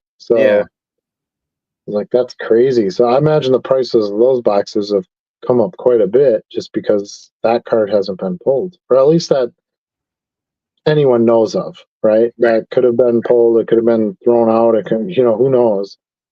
Um, but yeah, that's interesting that how just finding one card out of a box. It's like the golden ticket. Once that last golden The ticket Willy gets Wonka one? Yeah, once the last golden ticket gets pulled, who's going to buy up all the Wonka bars? You know, that's what you're really hunting for. So Yeah. it's crazy.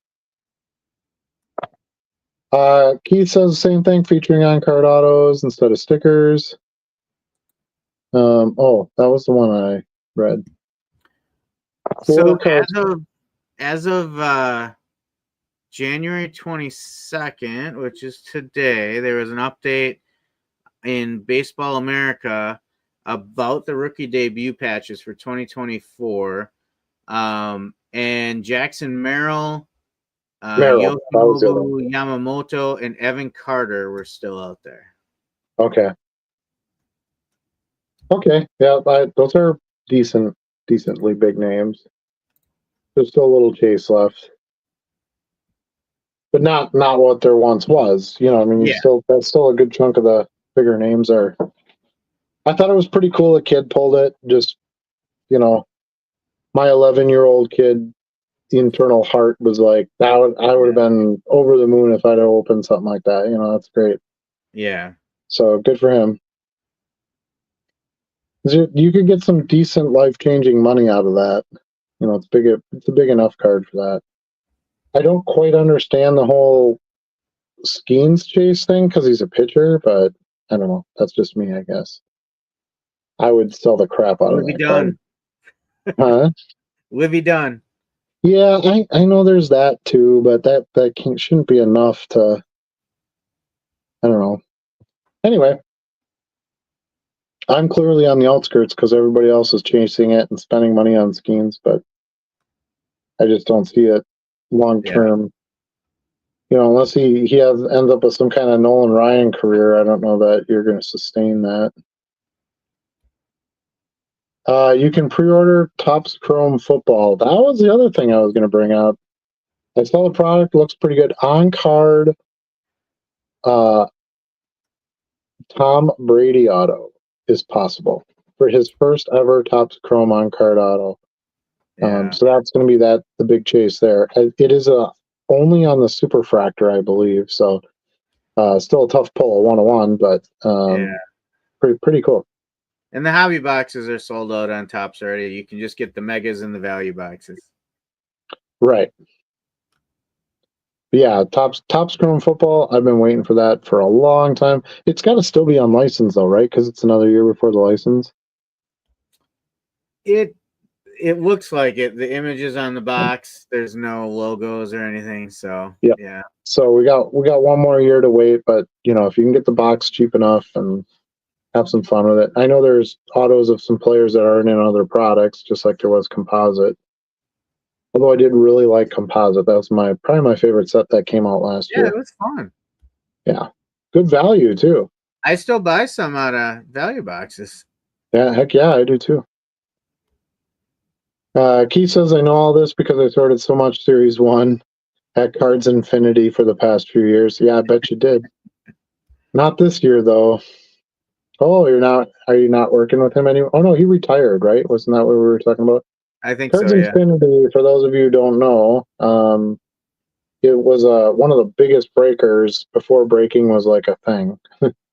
um, on YouTube and stuff, and I believe he said he had just retired, which good for him.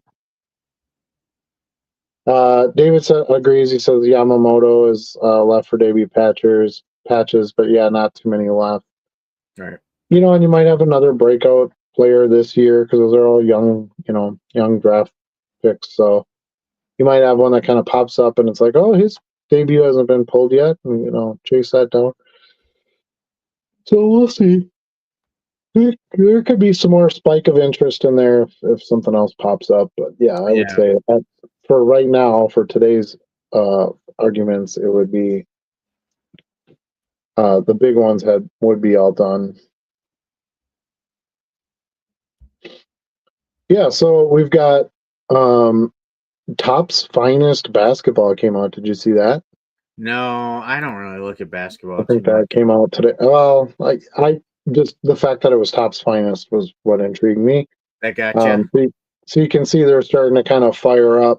It's still an unlicensed product because it's not 2025. I think it's a 2024 Oh, it comes out tomorrow. release. It's Right, right, 2023-24. Yeah, right.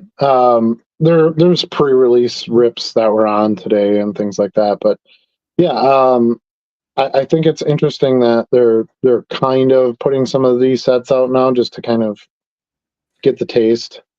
And it'll be really really exciting once all the licenses are actually there. so hobby boxes are $229.99 a box, Uh-huh. 6 packs per box, 10 cards per pack. Okay. 60 cards, $229. Yeah. But you'll find 2 autographs per box. Yeah. Much different than Prism products or Yeah. Panini products for sure. Did you see GameStop's pricing on some of their stuff? No. Charging like $400 for a mega box and Are stuff. you serious? Yeah. Um, yeah, they're kind of ridiculous. I do buy stuff at GameStop, but I buy like the odd products, like the Cardsmith stuff and that kind of thing, like the crypto cards and the my affinity for those Cybercell cards. I can Yeah. get those there. But yeah, as far as like football, like regular sports releases, some of their prices are pretty insane. I tried to go to the GameStop by the East Target, Okay. and they're closed. So I shouldn't say closed, closing, because I went in there and there's like nothing on the shelves. I'm like, what's going on? He's like, the store closes. Uh, I'm like, okay, their well, hours are pretty weak. yeah, and clearly cards didn't save them. Yeah. So that's what I said. That was my first thought. I was like, do you have any cards left? Like, are you guys, and they're like, no, all that stuff had to go back on a truck and they brought it somewhere else. I'm like, Yeah. bummer. So, that was one of the Game Stops that I would go to once in a while and pick up like Cybercell packs and stuff. So it's like, oh, it's kind of a bummer. Yeah. Philip asks, do you guys sell MetaZoo? It's funny you ask that because I have a few MetaZoo cards right now. And I can't get them to recognize in Card Dealer Pro. So I don't know if maybe they weren't built in there, or I don't know. I don't know what to search for, but it doesn't pull anything in with the AI with the photos. So Hmm. well, I kind of hunted around for MetaZoo, MetaZoo cards in there, and I didn't see anything. So either I'm doing something wrong, or they just didn't build any of it in there. So I have to try to take these MetaZoo cards now and figure out how to list them myself. Which when you don't know the game and you don't know the characters and all that, it's not as much fun. Makes it a little bit difficult. Yeah, I've never touched those.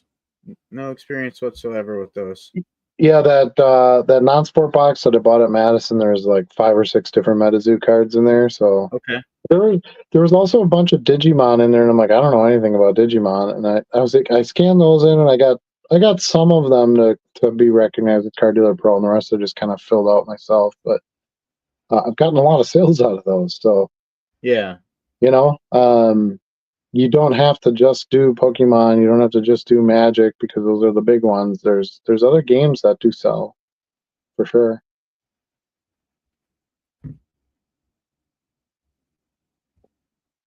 No, they are not listed. Okay, well then I was right.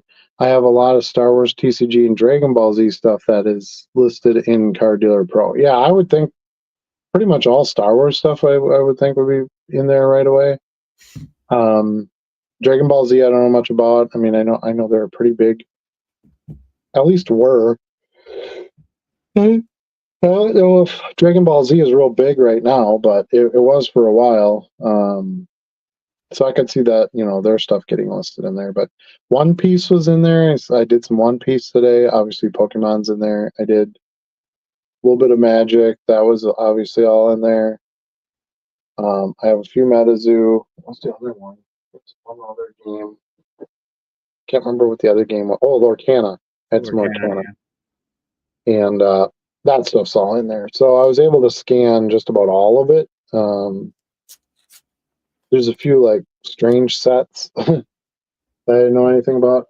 I don't think I have any of them here right now. I already filed them, but anyway, I had to kind of hunt around and try to figure out what they were. So gaming cards can be difficult that way, I think, because I don't know. Like sports cards kind of have like their sets and their years and their, you can kind of pump that in and usually get something on, figure out where it's at. yeah. But some of the game ones are a little harder to do that with. Star Wars cards can be like just plain old Star Wars collectible cards. Can be tough because they don't put years on any of them. So you look at like a Topps Chrome set and you're like, well, is this a 2024 or 2023 or 2022? And unless you know the designs yourself or you open the packs yourself, it's hard to tell, Yeah. where they belong. Boom Slaying is here. He says, yo. I Yo, say, yo, yo. I'm going to finish you out there and I'm going to say, yo, yo. So now we got 3 O's. Thanks for joining us. It's never too late. Anyone can join at any time. We're happy to have you here on the chat. It's a lot of fun. Yeah, TCG, things like that. I'm going to be doing more of that, getting a bunch of that in the second store. Like you said, I had a bunch of Garbage Pail Kids stuff that I wanted to try to get on there this week, and I just crossed over 2,000 listings there. Although I sold, I just had like 2 or 3 5 card orders. right before I got on here tonight, so I might have a little bit less than that. But yeah, we'll try to get a bunch of that stuff in there and see how fast I can get to 11,000 listings in that one, and then I'll up that store. I've sold so much out of the primary store now that I dipped quite a bit below my listings, below the 60,000. Yeah. And I even listed stuff on there today too. Listed some baseball stuff. But I think I'm at 59 2, 59 0, 59,052 listings. So Okay. I'm like 1,000 under now. Um, I don't really want to go right to 60,000 because as soon as you have other cards that relist from not selling and you list more than 60,000 in the month, now you're paying fees. So um, I think I'm going to try to stay around like the 59.2 to 59.3. Okay. Is sort of my target just to make sure that I don't go over my listings in a month. That seems pretty feasible with the amount of business that's been going on. Right. Boomslang says you're shy of 1,000 listings. Congrats! That's a big number. Kudos. Um, to get over, and then you can take off from there. Are Well, you and listing? Oh, go ahead. I think he's only a few weeks in too. Yeah, he is. I was just going to ask, and that's what I was going to ask. Do you have a store now? Are you listing in a store? Or are you still doing it, paying per listing, or how are you doing that now? Give us an update. But people want to know.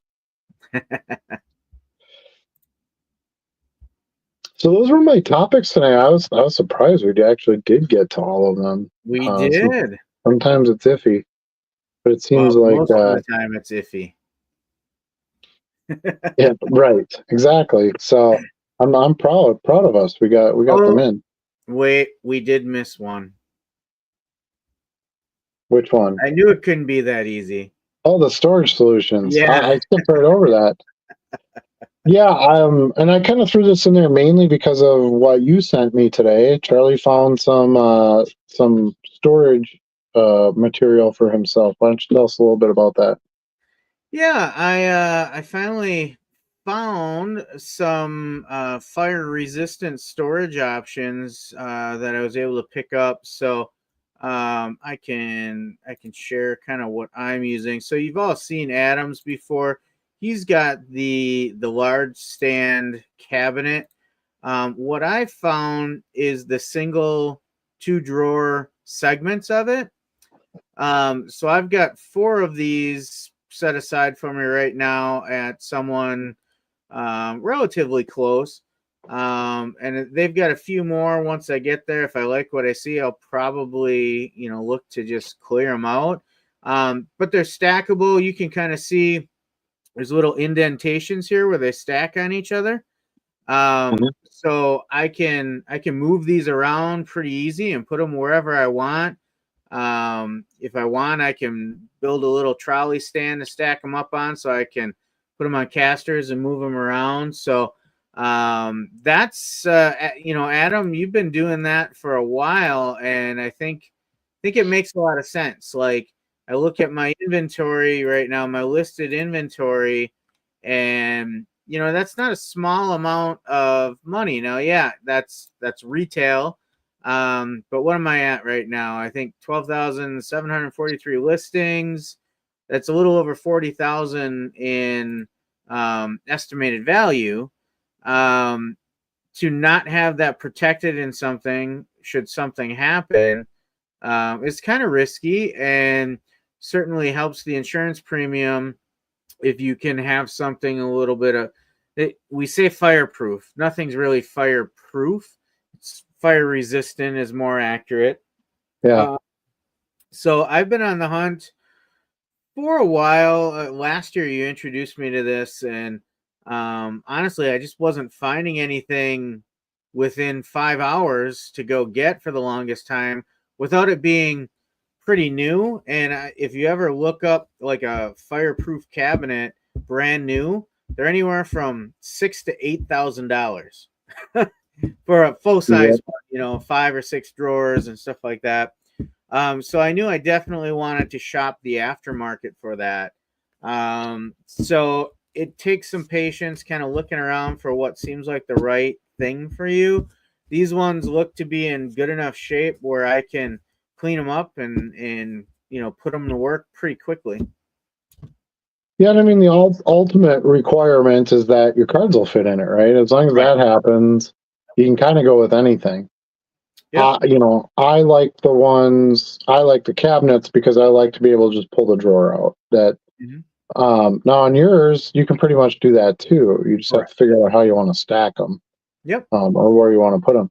It does give you some extra mobility too. You can kind of take a drawer and put it here. You can take a drawer, put it there. Yep.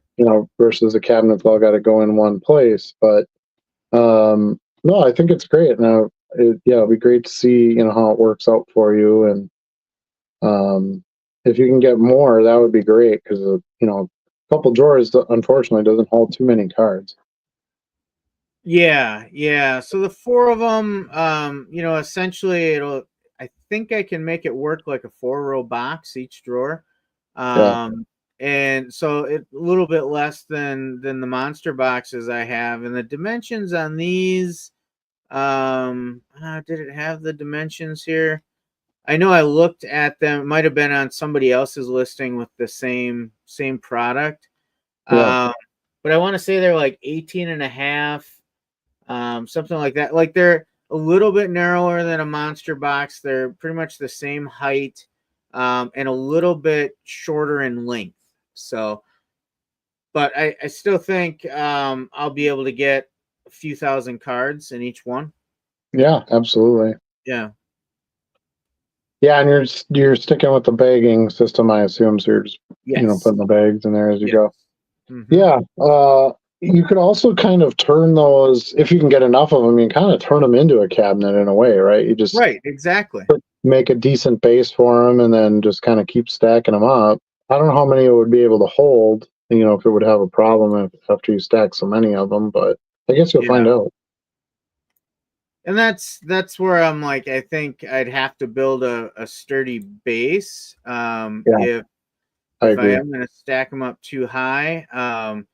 Let me show you here, because they had an assortment of different ones and some were painted already, and I'm like, I want the green ones because I really don't want these bright colors because they apparently had painted some of these. Let's see if I Yeah. can share this other one here because it kind of made me giggle when I saw this one. There we go. Yeah, so they painted some of these green and Oh red. The yeah, black and white's not so bad, but I'm like, I don't really like the green and red. I like just the camel green type color, khaki green, whatever you want to call it. And then yeah, I can, if I want to paint it, I can paint a base over that, if I want. yeah, for sure. It gives you, like I said, it gives you some flexibility, some options, and see what you can build out of it. The one hard part is if you find, let's say you find some more of those down the road, are they going to be compatible? You And might be starting a new tower each time. that was part of my decision. Like I've found a number of listings with these particular ones. So I know there's manufacturing wise, there was a lot of them produced, and I'm Sure. seeing listings all over the country listing them. These particular Okay. ones, so I feel like, yeah, at times I may have to drive a little further. Like I saw a listing in Indiana with some that was about 5 hours away. I saw a bunch in Ohio and PA. Even if I had some shipped, there's options to continue to expand in the future. Yeah, I was just going to say that if you're doing it just by a drawer or two at a time, you could even just have them mailed. You know, Right, right. it's not going to be super cheap, but it would No, probably be cheaper than driving, 8 hours to pick up a drawer. right, You right. know, And that's the other thing about the drawer is that, that can ship. I don't know if it'll go FedEx. I'm not sure the weight on it, but should be a pretty cheap LTL, worst case scenario. yeah. Well, and you know all about that stuff. That's your Yeah. your area of expertise. Yeah. Um, so what are you going to do? Are you going to kind of build a space in your basement then, or what's I the? think so. I think I mean when I first get it here, I'm probably gonna put it on some of the shelving behind me until I get something permanent. But I really do feel like I'm going to build kind of build a like I said a trolley base with casters on it where I can stack it up on them and maybe frame something in around build them into my own cabinet where I can add and remove however I want more shelves. So what did you pay for these? If you don't mind sharing. $25 a piece. $25, and it's 2 drawers per unit, right? Two per unit. Yeah. Okay. Yeah. Yeah, it's not bad. So I mean, if you're putting together, 10 of them, you're looking at a $250 cabinet Yeah. per se. Yeah. Which isn't terrible for what it is, what you're getting. Because you're Yeah. right, the new ones or semi new are insanely priced. So you pretty Right. much have to use these old. You're pretty much looking for these old card catalog, cabinets or old, car parts storage, metal drawers, whatever, Mm-hmm. um, that are no longer necessary, and that's what we're trying to grab, to make it affordable to put cards in. Right. But it is nice. They're heavy duty. They're sturdy. You don't have to worry about them breaking down or having problems with them. The ones that I found, the drawer mechanisms are really good on them. Really nice slides, and Yeah.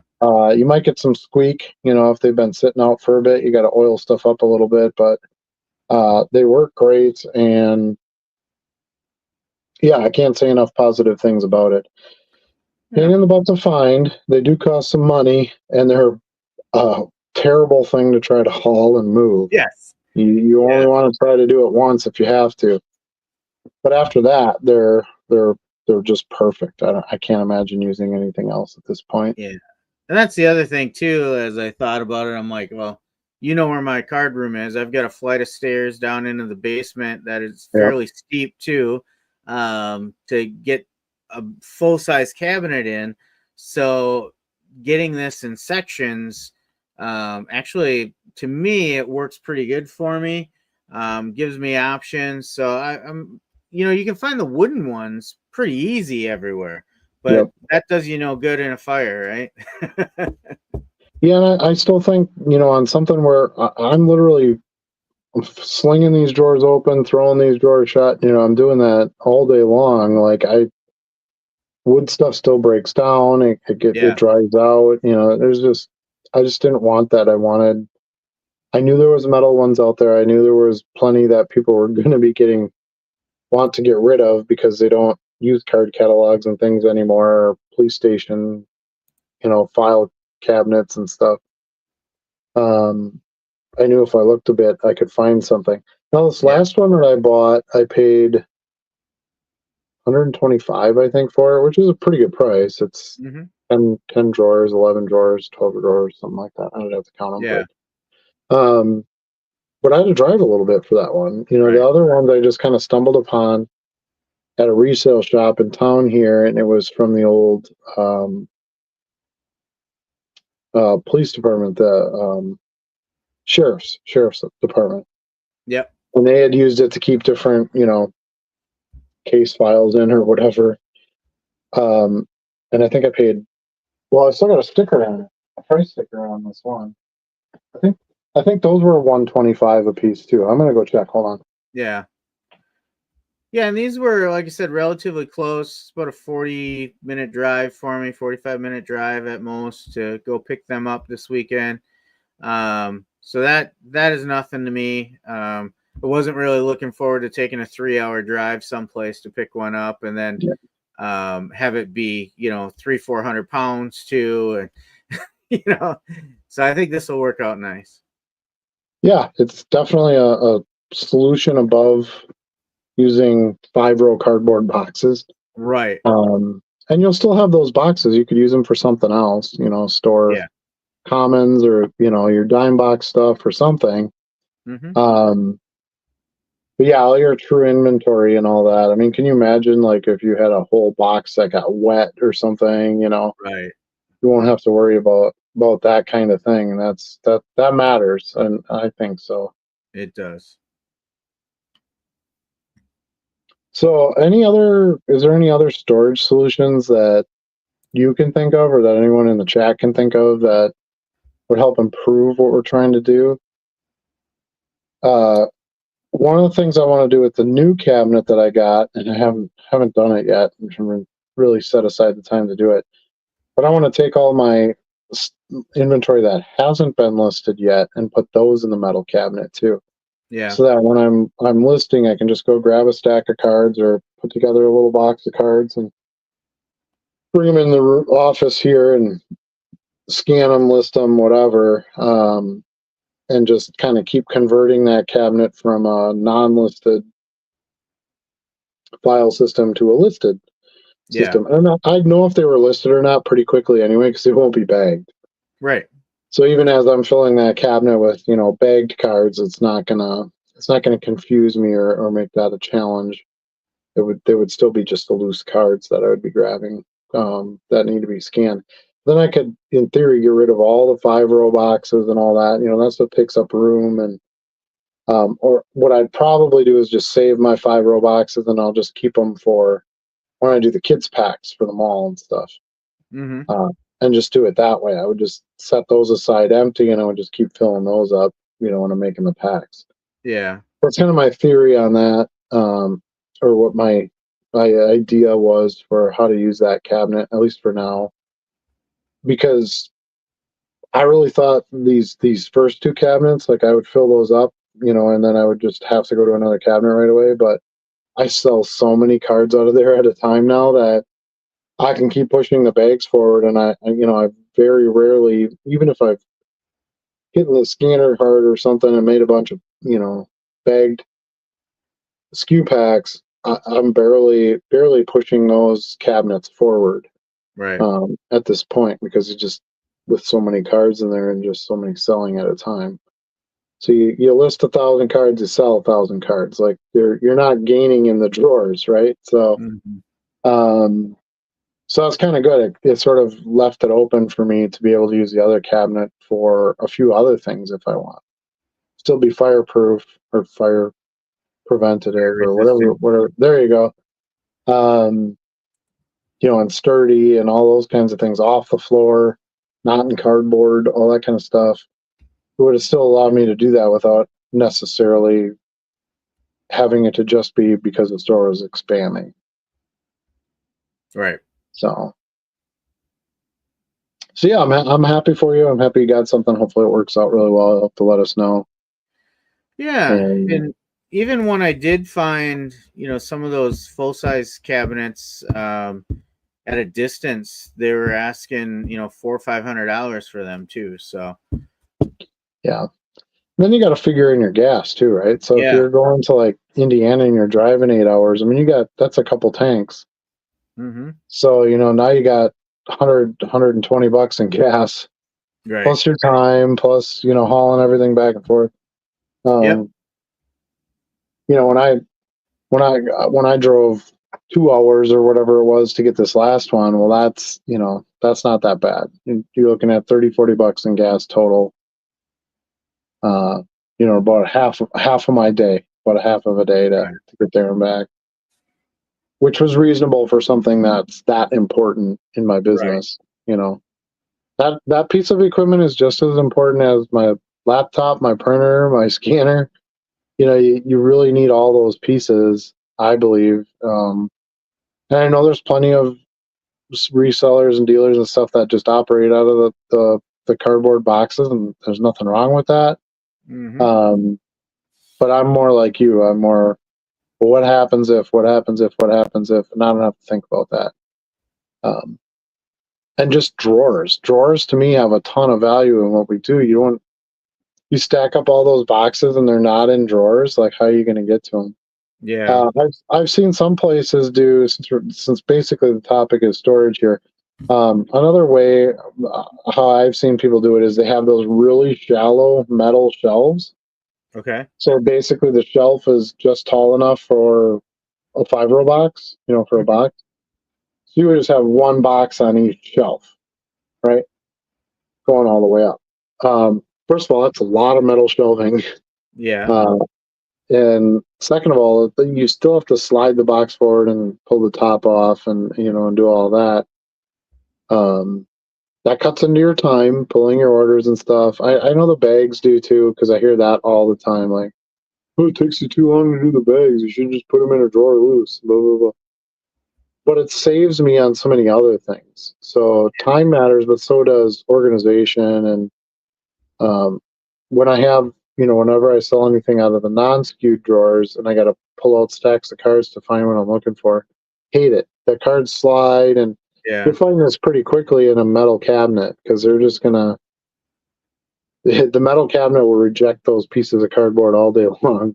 Yeah. Um, and you'll have all the sliding cards and stuff. So I just like the fact that I'm not sliding a box out and pulling a top off, and I don't want. I guess in theory you could just put the box on the shelf without the top, but then you're looking at dust issues or something falls on it, it's going to smash some cards, Yeah. or you pull the box out too fast and boom, it all hits the ground and there's no top on it. So now Right. I don't know. To me, that doesn't seem like a very good plan. I know that's how like Burbank Sports Cards does it. They literally have a warehouse where it's like Yeah. single layer shelves all the way to the ceiling, and I'm just like, that doesn't seem. Now, for an operation that big, could they just buy a bunch of fireproof cabinets? They probably couldn't get enough to do what they're going to Right. do. They'd almost have to have like a custom built-in solution, and they could have done that, but man, that would cost a lot. Right. So I think they were like, screw it, we'll just go with these metal shelves and put the boxes on them. But that's also a company that has multiple employees. They're not, it's not like me where I got to sit at those drawers in the morning and get everything pulled and going, Yeah. being all by myself. So, um, yeah, so I still think the cabinets or the metal drawers, whatever you want to call them, are the solution to that potential issue. Yeah. I'm anxious to give it a try. See how I like it. Yeah, the other thing with the 5-row boxes, they really break down over time. If you're constantly pulling them in and out and grabbing stuff out of them, filling them up, they're just paper. Yeah. Um, if you get a couple of years out of them, the dividers in the middle break down. Like everything does as just a folded paper. It's basically origami boxes. Um, you're not going to have that with those cabinets. So it's a little bit of an expense up front and kind of a pain in the butt, haul them back, set them up, do all that. But you'll never have to deal with the 5-row boxes again. Right. And that has a lot of value in my mind. In fact, most of the time, because I buy collections or lots or whatever, and well, you guys all do too, I'm sure. But you get here something like this, where it comes in a box, like this, and Oh, I don't sure. even I don't even keep any of this stuff or reuse it. I just recycle it all, unless my wife has some kind of use for it, or got to ship out like a toy or something that could fit in it. Yeah. I just get rid of all those because I don't want to use them for my cards. I like storing them in the metal whenever possible. Um, and I don't do like lots or sets or anything where I would be building out something that big. So to me, it's just recycle them and move on and stick to the metal cabinets. It just seems to make the Yeah. most sense. I use some of those smaller boxes for my unlisted product, depending on how I have it sorted out and organized. Sometimes Mhm. some smaller non-sport stuff. A lot of times I use some of those smaller boxes. But now I've got a few full sets I'm selling as well, and they work good for that. So I keep Right, a lot of it for sure. around. I don't have a ton of it. Yeah, I kind of have like my boxes that I'm working on listing at the current time, and then generally once that box is empty and everything's listed, goes right out to the recycling. Yep.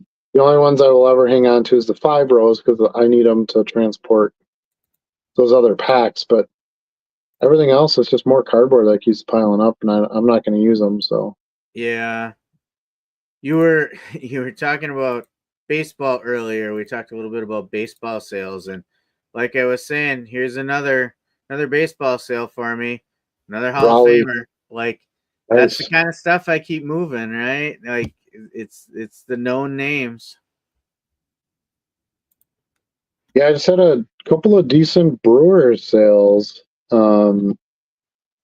yesterday. I think came in as 2 different orders, same buyer, 2 different orders. But he bought some more obscure stuff, some Teddy Higuera, and what else was in there? Greg Vaughn. Not a rookie card or anything, but a different Greg Vaughn base card. So yeah, it was kind of fun to couple of Yelich cards. Like it was Yeah. fun to get rid of some of that stuff. That there was a rookie in there too. I can't remember what his name is. A more modern one, but um, that's what I love about when we get to like sort of the anticipation of the changes in the seasons and stuff. You start Yeah. moving some of that stuff. I don't know how many Brewers cards I would have sold in like November. Right. They were out of the playoffs. It's football season, it was holidays, all that kind of stuff. So baseball's going to start heating up quite a bit here. It will.